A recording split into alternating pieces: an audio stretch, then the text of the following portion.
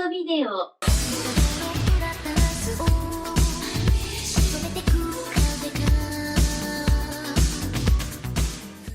Do you know what anime really loves? Military-grade hardware. Since the popularity of the medium was spearheaded by its strides in the science fiction genre, anime and machines of combat are inextricably linked. Whether they be robots of unusual size, elaborately detailed aircraft, seacraft, or spacecraft, or even just a good old-fashioned gun, these peacekeeping tools have acted as the oil that greases the wheels of any conflict in anime. The overlap between anime otaku and military otaku is quite strong in Japan, and the merchandise and media reflect that. Boys love their toys after all, and even if the anime has an explicit anti-war messaging, the attraction towards these amazing destructive tools of war persists, even among the artists making it. Hayao Miyazaki is very upfront about his views regarding the destructive and pointless nature of war, and yet still harbors a fascination with tanks, fighter jets, and other such machinery, a cognitive dissonance he is aware of as it was the basis of a previous film he released a decade ago. Do you know what else anime really loves? Cute girls. And like chocolate and peanut butter, the merging of soft, delicate ladies with cold, unfeeling machines of destruction is quite common these days. The trend of this type of anime genre, dubbed military moe, began in the aughts but really only took off in the early 10s. Do you like military hardware? Do you like cute girls doing cute things? Well, now you can have both. And while the scope might appear niche, military moe can be diverse in its approach. You can have the girls operating the machinery, or you can have the girls be the anthropomorphic personifications of said machinery. You can have an anime where cute girls are engaging in tank warfare like it's a sports anime, or you could have the cute girls traversing the ruins of a war-torn civilization in their kittenkad. Whatever floats your boat, the anime industry will be happy to give you your fix, as long as the JDF gets their cut. But the novel idea of pandering to our subconscious interest and moifying the war machine goes back a little earlier. The love affair of big machines and little women among otaku is nothing new, so why should this concept be?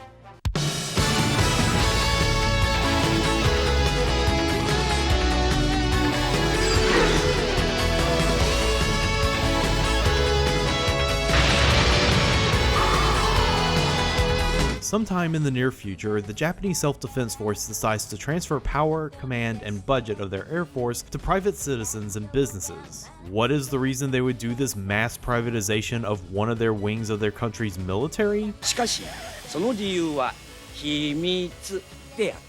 None of our business, apparently. Predictably, most reject this idea as a joke, but if there was one business that is super interested in this new development, it's show business. This gives the rise to a new type of idol, the idol pilots. The 5 Torii Ishii sisters have been training most of their lives to be ace pilots, but it's only when they've made their debut as idol singers that they can make the next step to being the best fighters in Japan. The girls include eldest sister Kana Torii-Ishii, the responsible by the book older sister whose ladylike demeanor makes her the best de facto leader. お姉ちゃん、大変。さつき、落ち着いて。1号機にも。弥生、うずき、みんな聞いてる？誰かが爆薬を仕掛けたみたい。気をつけて。 Second sister Yayoi Torii-Ishii, the tomboyish athlete of the bunch who is super competitive to a fault. この1ヶ月間の特訓をパーにされたんだ。冷静になれるか。 Middle child Satsuki Torii-Ishii, the insecure point of view protagonist who might actually be the best pilot of the lot despite her self-doubt. ああ、やっぱり怒っちゃったみたい。どうしよう。 Fourth child Uzuki Torii-Ishii, the flighty, laid-back girl whose brain power might have actually gone to her breast size. ああ、忘れてた。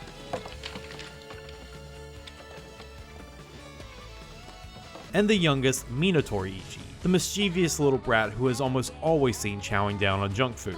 でもさつきねはまだ大きくなる可能性が残ってるけど。 Together, with their mother Hazuki acting as their manager, the Torii-Ishii sisters have formed the pilot idol group Hummingbird. The rising stars of the music world are also the defenders of Japan. These songbirds will shoot down enemy aircraft before flying back home to sing for their adoring fans. Idol Defense Force Hummingbird is quite defined. Judging from trends in the anime industry for the past 15 years, you would think that an anime where the pitch is idol singer fighter pilots would be one from a more recent time. But no, deep in the OVA scene of 1993, there was Idol Defense Force Hummingbird, smashing together these seemingly disparate elements of cute anime girls, aerial dogfights, and early Heisei period idol culture, creating an anime that, even if you might not be too crazy about the concept, nevertheless provokes a modicum of curiosity. And while I don't think it's the best anime about beautiful girls operating military equipment, that spot has yet to be dethroned, it's still pretty good. At the very least, it's interesting to look how an anime executed this concept before the tenets of moe and waifu culture that exists today had yet to be fully established. So strap in and fire up your jets. We're gonna see how the team took the concept behind Idol Defense Force Hummingbird and made it, well, take off. Believe it or not, there are some connections between machine warfare and pop singers. When World War II broke out, it was the first large-scale war to take place in the era of radio. On top of being the default form of communication in the war efforts, radio was also the default form of entertainment for both the troops and the citizens during wartime. By 1940, around 80% of American households owned a radio. This not only provided the government an effective avenue for spreading wartime propaganda, but also for the entertainment industry to help keep morale up through radio programs. But the most effective use of radio in World War II was helping the spread of popular music. The music industry focused its efforts in composing and writing songs that gave hope to the boys, sacrificing themselves to fight the good fight overseas and assured the citizenry that they will one day come back home. Songs specifically made to entertain the troops were usually sung by attractive female singers. Songbirds such as Vera Lynn, Frances Langford, Adelaide Hall, and the Andrews sisters were seen to have the voices and looks needed to lift the spirits of the Allied fighters, among other things.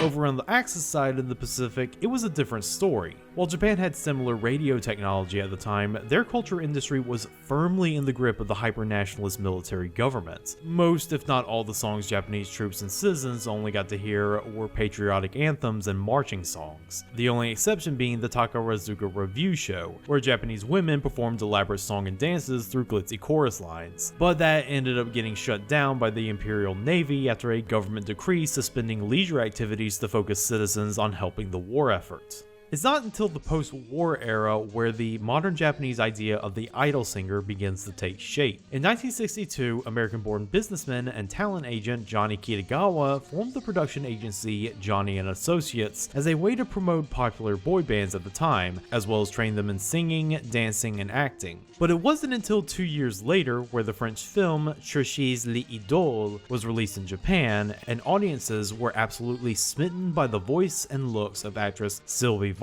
This is the event that crystallized the image of the Japanese idol singer. Youthful, adorable, musically talented, the paragon of popular youth culture. Taking the cues from how Johnny Kitagawa set up his talent factory, others followed suit in helping craft the most popular early idol singers of Japan's Showa era. By the early 80s, the idol singer had grown into a juggernaut of an ideal as commercial interest in them flourished, which influenced a certain giant robot anime.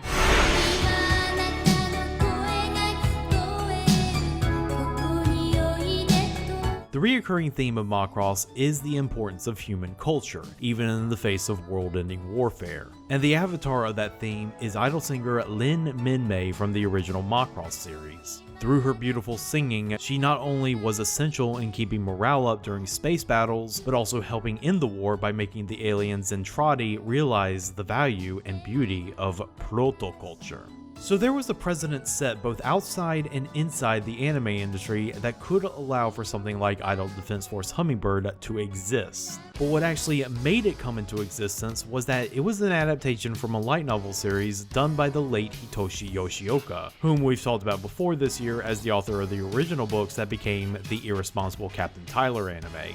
My guess is that because Tyler was such a success, that other studios did the tried and true method of rooting around an author's back catalog and seeing if their own adaptations could capture the same magic. And being that Yoshioka's original Hummingbird only lasted 2 volumes, this was pretty much guaranteed to be an OVA series.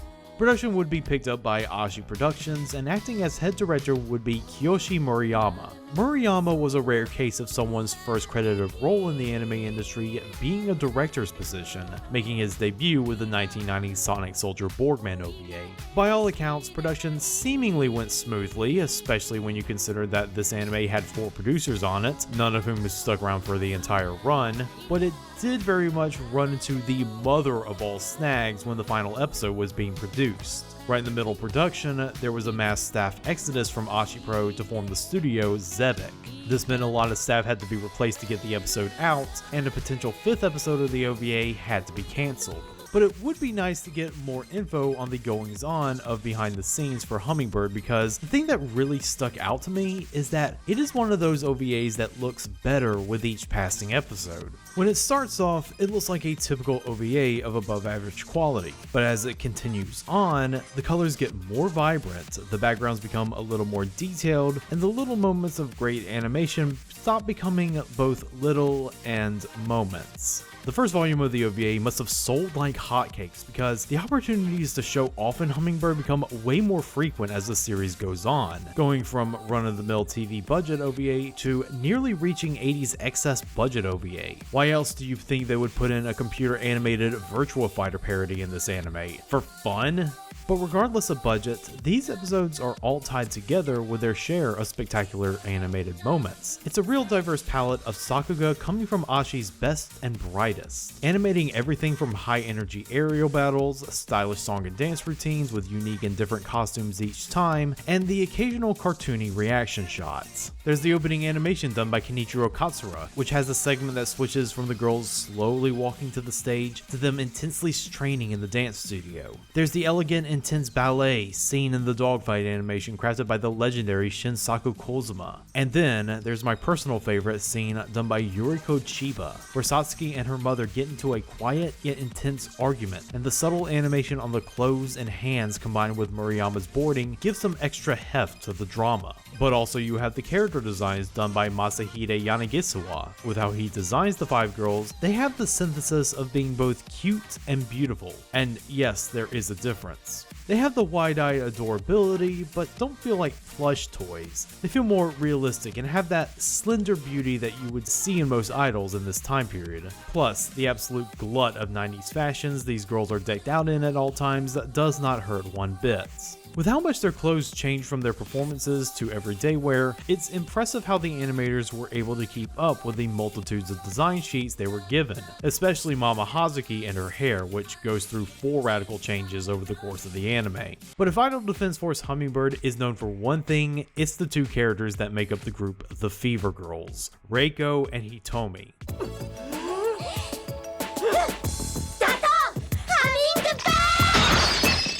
No? The rivals turned friends of the Hummingbirds, the Fever Girls are a duo of idol pilots who, when they are not flying missions, they are presenting themselves as the most beautiful idol pilots in the world, and their designs reflect that, contrasting Hummingbird's innocent purity with Boom! そんなことより今度の運動会絶対に負けられないわよ。分かってるわレイコ。そのためには特訓あるの。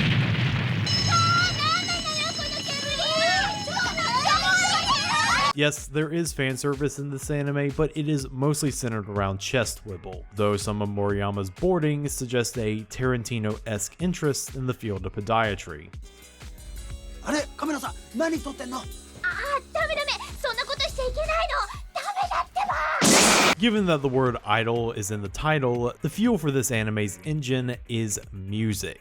Thanks to Toshiba EMI acting as one of the primary backers for the anime, Hummingbird is filled to the brim with songs, openings, closings, musical montages, the whole 9 yards. And you'll probably not hear much of them in this video since I do want to be cautious in dealing with the Japanese music industry's litigiousness in regards to copyrights. The songs, of course, were sung by the 5 lead actresses, one of whom was an actual idol singer making her acting debut, Fumie Kusachi, who plays Uzuki. That's why she gets to sing solo on most of the opening tracks despite technically not being the lead sister in the story. The other actresses were primarily seiyuu with singing experience. Kotono Mitsuishi as Satsuki, Yuri Amano as Yayoi, Sakiko Tamagawa as Kana, and Heikiro Shina as Mina, all 4 of whom had established singing careers and at least one breakout role in the 90s. Part of why I think this Yoshioka series was chosen to be adapted wasn't just the result of riding Tyler's coattails, but also the larger result of the idol industry's dependency on the anime industry in the 90s at the time, because in the 90s,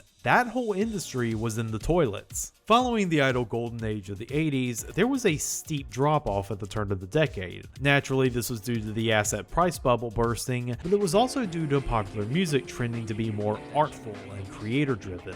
As a consequence, the idols who stayed popular in the 90s were the idols of the previous decade maturing their sound and operating independently outside the idol system. This period of stagnation is known as the idol winter period, and is partially why the industry depended on seiyuu and anime to make up for lost ground. Megumi Hayashibara's entire career was built on this after all. But even if you're not the biggest fan of idol music, the instrumental music composed for the series is also pretty choice. Composed by the late Takeo Miratsu of Jumping Flash and Legend of Dragoon fame, the instrumental soundtrack of Hummingbird feels like it's trying to be one of the lighthearted shmup game soundtracks released around that time. A lot of upbeat melodies mixed with techno beats to make you feel the excitement of aircraft taking off into the wild blue yonder.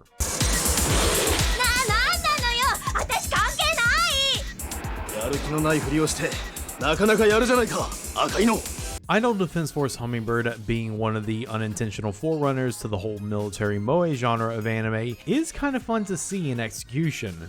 When Yoshioka wrote it, it was not out of love of both cutesy babes and aircraft, but really more out of the thought process of, wouldn't this be funny if this happens? That informs a lot of the decision making that goes into Hummingbird executing its premise. It wants to keep things relatively light and knowingly avoids dealing with any baggage this premise may bring. That's the reason why the anime doesn't give a reason for the privatization of Japan's Air Force at the beginning. Actually delving into that would make things unnecessarily heavy.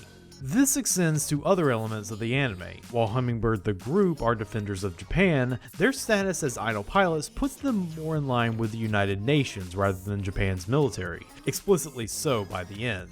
And the enemy aggressors they end up fighting for most of the anime are a nameless and faceless enemy nation whose totalitarian big bad only exists to serve a punchline near the end. Even the aircraft the girls fly, while detailed, feel fictionalized compared to the fandomization of real military hardware in future anime. What we have is the idol singer equivalent of the Thunderbirds. Idol Defense Force Hummingbird is aware of some of its potential political implications, and that's why it takes great aims to avoid them. Because ultimately, that's not what this anime is about. It's about those amazingly cute idols and their flying machines. Hummingbird is all about these 5 sisters' quest to become both great idols and ace pilots, a quest that's reflected in the sisters' characters themselves. Not only do the 5 exist as a specific archetype of idol personality, posh, sporty, baby, scary, and normal, but they also have their own specialties in air combat that makes them a formidable 5 idol squadron. Satsuki specializes in planes suited for close quarters combat, Kana specializes in interceptors, Yayoi specializes in heavy weapons aircraft, Uzuki specializes in large-scale bombers and carriers, and Mina specializes in attack helicopters. And I think what makes this premise plausible in the first place is that the girls were trained to be ace pilots first before becoming idols. It's like the opposite of Armageddon, easier to train pilots to become idol singers than the other way around. The result is a story that balances the 5 sisters navigating both the risk of being a fighter pilot and the world of being an idol singer. And believe it or not, the story ends up merging both worlds well. The anime appears to be aware that the idol industry it is trying to promote is a ruthless business with a seedy underbelly. See the crimes of the aforementioned Johnny Itagawa for more information. And it shows that, even with the addition of military and vehicles, little has changed. If anything, the cutthroat nature of the industry makes the life of an idol pilot even more dangerous. 赤いコードを切るのよ。さつき、行きます。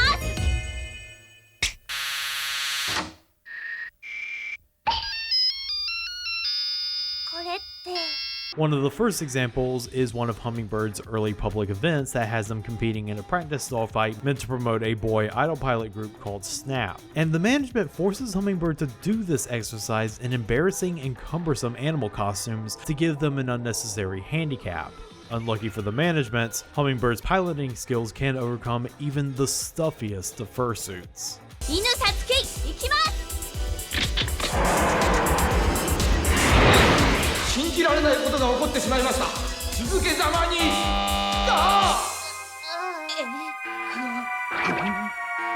And the same management tries this again by kidnapping the other 4 sisters, jamming them into more uncomfortable fursuits, and forcing Satsuki to fight in another practice dogfight, this time against the rival Fever Girls, all by her lonesome. Especially heinous since she's suffering a bad case of imposter syndrome at the moment and is unsure if she could accomplish it.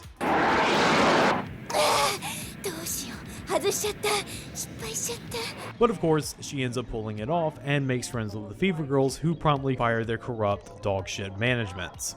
Going back to Satsuki, however, I mentioned in passing that she is the protagonist of the series. She is the spiritual needle by which this anime about Idol and aircraft is formed. And while the sisters do get their own screen time, particularly Yayoi, as she's both great comic relief and the sibling Satsuki is the closest with, Satsuki is the one we the audience accompany on her journey. Of the sisters, Satsuki is the one who has the most room to grow as a character. She carries the most insecurity as both the middle child and as the one who is thrust into the most important role as lead singer of the group and the frontline fighter. So throughout the OVAs, she constantly feels the need to work harder than her siblings because her failure could mean either the end of their singing careers or their lives on the battlefield. This ties into Satsuki and her sister's overall goal, to win the prestigious pilot award, the highest honor one can bestow to an idol pilot, as a promise to their late father. For the first half of the anime, it seems like they are well on their way to reach that goal. They've proven themselves to be both popular idols and excellent frontline defense fighters, so it appears that they are a lock for the upcoming awards ceremony. But then, in the second half, conflict rears its ugly head. While on a mission, the Fever Girls get their plane shot down and are captured by enemy forces. Satsuki and her sisters want to go rescue them, but Mama Hazuki tells them in no uncertain terms that doing so would be an unsanctioned military operation. Even idol singers are bound by international law, and doing any cowboy shit would forever disqualify them from receiving the pilot's award. Satsuki and her sisters are now faced with a dilemma. Do they choose their dreams or their friends? 私たちにはできることがわからないのよ。どうしたらいいのか。パパの夢だったパイロット大賞。みんなで頑張ってきて、やっとここまで来れて。でもパパは。Of course they choose the latter, but Satsuki is the one who makes the ultimate decision. She decides to go off on her own in an attempt to absolve her sisters of any blame for her actions. But lo and behold, her sisters are right behind her, because they too chose friendship and doing the right thing over fame and dreams. さつき一人だけにいい格好させるわけないだろ。5人揃って初めてハミングバードなんだからさ。弥生ね。